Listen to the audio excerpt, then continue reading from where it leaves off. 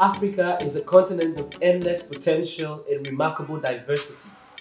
With its history of resilience and a future full of promise, Africa stands at a critical moment. But we must ask ourselves this tough question: is this the Africa we want?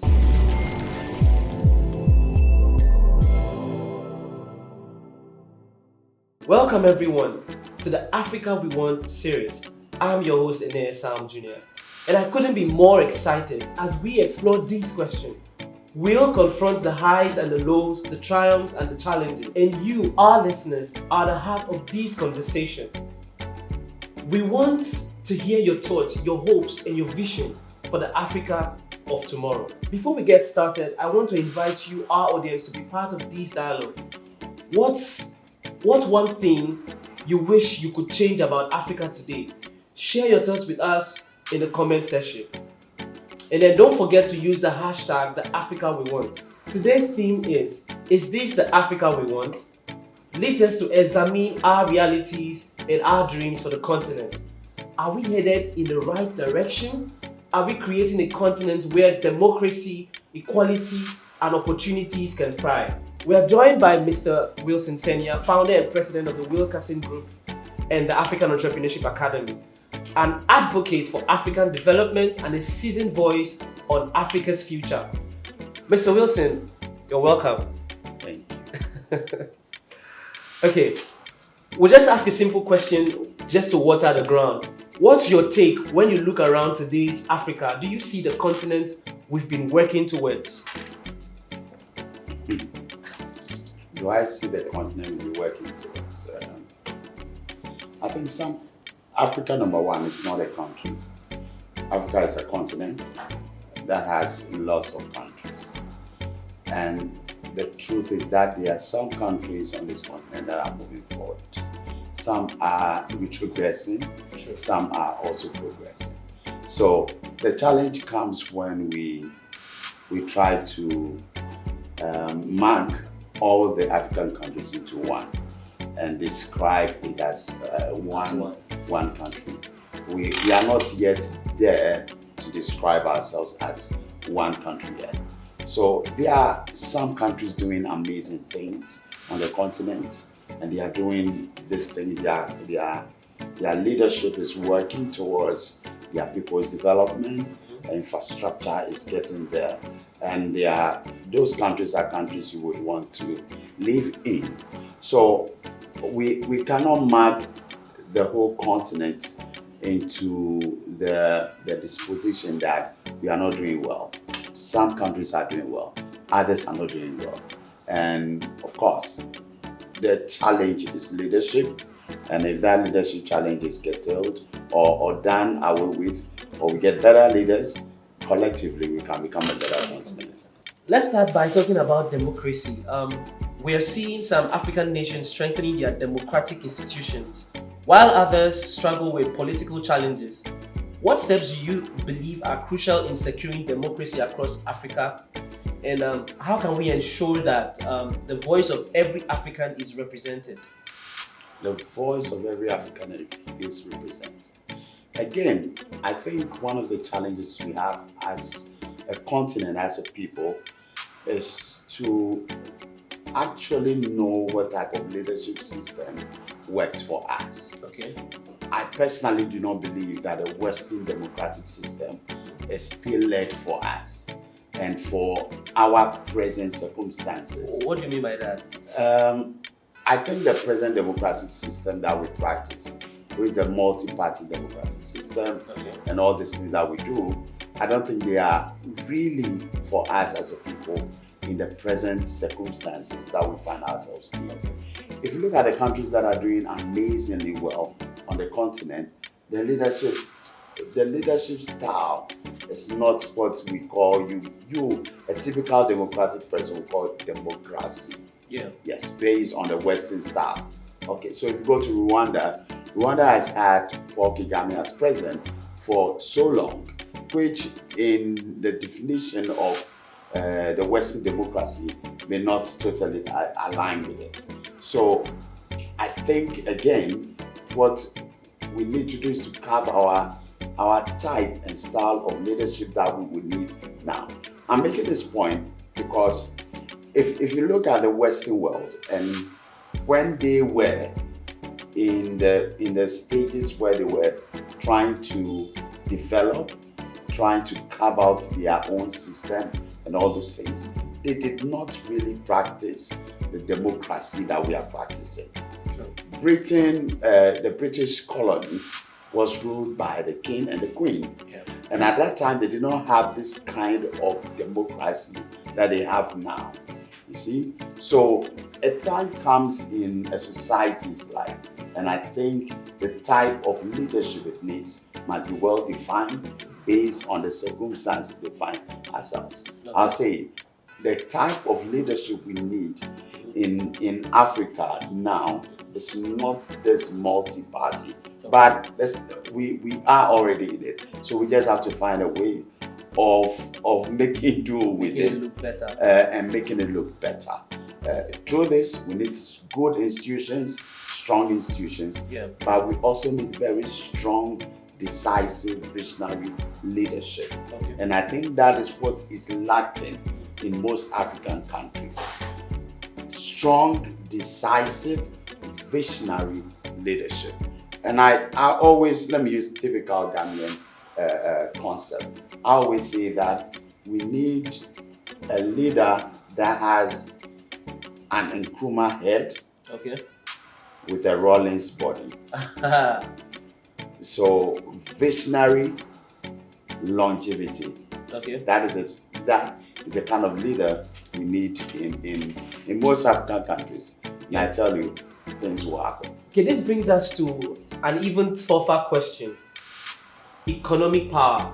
For every success story, there are also challenges.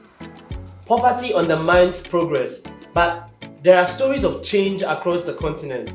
Are these enough to set a new standard, or do we need a large shift?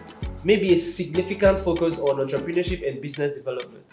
I think certainly in every society that has, or the worlds that we call developed economies today, it is not just a few people that have become successful and making the money.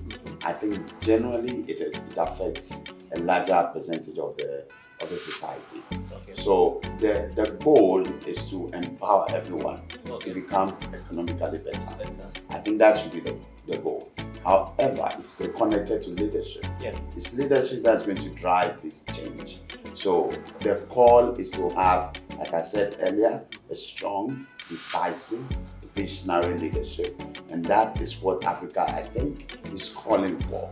Again, let me say it again that it's not every country in Africa that is suffering from this Right. leadership crisis. Some countries have found some way of doing things and they are getting results from it.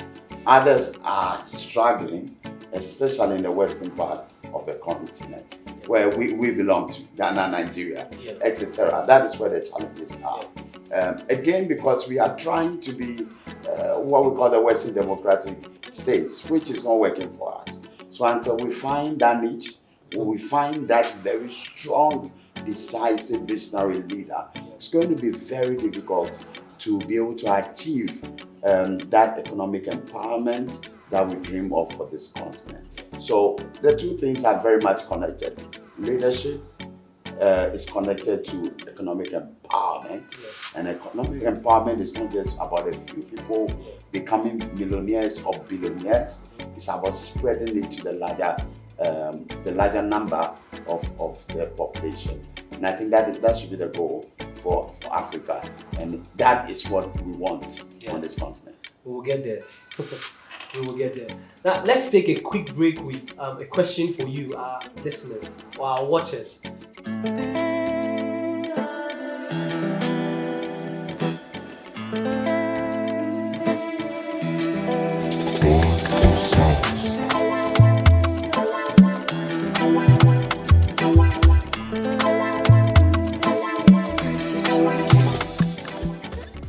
True or false, some African nations are leading the world in digital finance, outpacing even Western countries in mobile banking, fintech. Give us your answers in the comment section. And don't forget to use the hashtag the Africa we want. We'll reveal your answers on our next episode. Welcome back. Now, when we talk about the Africa we want, we can't ignore the critical role of women in politics and leadership. Women like Ellen Johnson and Ngozi Okonjo-Iweala have paved the way. But how do we continue to increase representation and create environments where African women can thrive as leaders, maybe not just in politics, also in other sectors? Okay. No, I think I'm all for women empowerment, but I'm also for competition. Okay. I think the concept of affirmative action and the concept of giving quotas to women to stand just because they are women, I don't think that is the way to go. I'm sorry, I may not win a lot of feminists will come for you. Yes, for that, but that is a reality. You see, leadership is not easy. So to become a leader and to be appointed a leader, you need to show a competitive nature. You need to show strength, you need to show you are visionary, and you need to show that you can win this thing. Because you are going to lead men. You need to show that you can defeat a man. Yeah. You can beat a man in an election. Yeah. You can beat a man in a competition. So it should not be given to women on a silver platter. That just because you are a woman, we should give you a quota. No. I think women should also take that personal responsibility, ensure that, and go for it. Fight for it. So it's about motivating them, inspiring them, and pushing the women. And I think they should go for it, fight for it, and get elected, go for leadership positions. Yeah. And it will be fine. I think, yes, we need more women in leadership position on the continent to be able to change things and lead us. I think women naturally have that compassion for humanity. Right. Yes, and it can bring some change. But again, I think that women should not be given leadership position on the silver platter. They should go for it. They should be competitive, and they should show that they can take up this mantle before it's given to them. How about leadership positions that do not need elections or votings?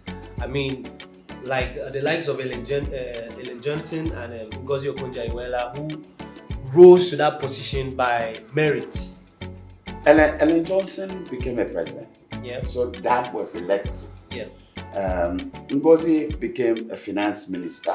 And the World Bank. Yes. Yeah. So those are positions, but I don't think they got it by merit because they earned it based on what they have achieved. Okay. So that is the thing. So I'm sure that they had other men that stood, that people thought they could occupy those positions, but they were given those positions based on their qualifications, based on their experience, based on things they have achieved. So the thing is that we should open up the platform and give all genders equal opportunity to be able to take up positions. Yes. Right. Powerfully said. I mean, it's time for every young girl in Africa to see a path to leadership that is within reach. And finally, let's talk about Africa on the global stage.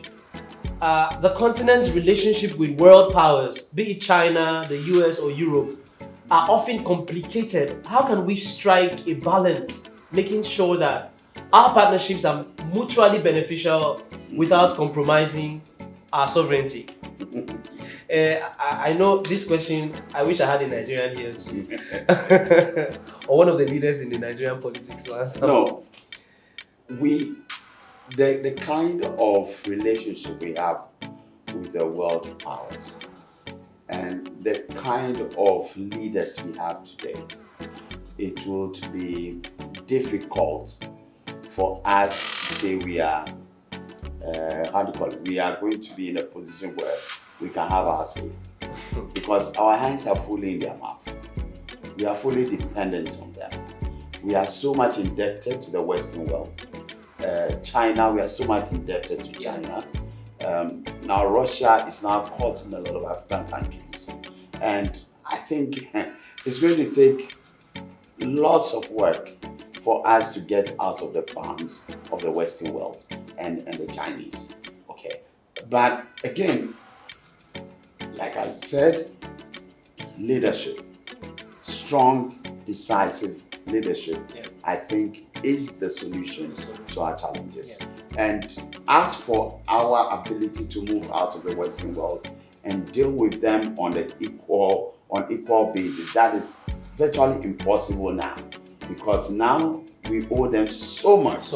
We owe them so much, and until we begin to eat what we grow, we begin to spend what we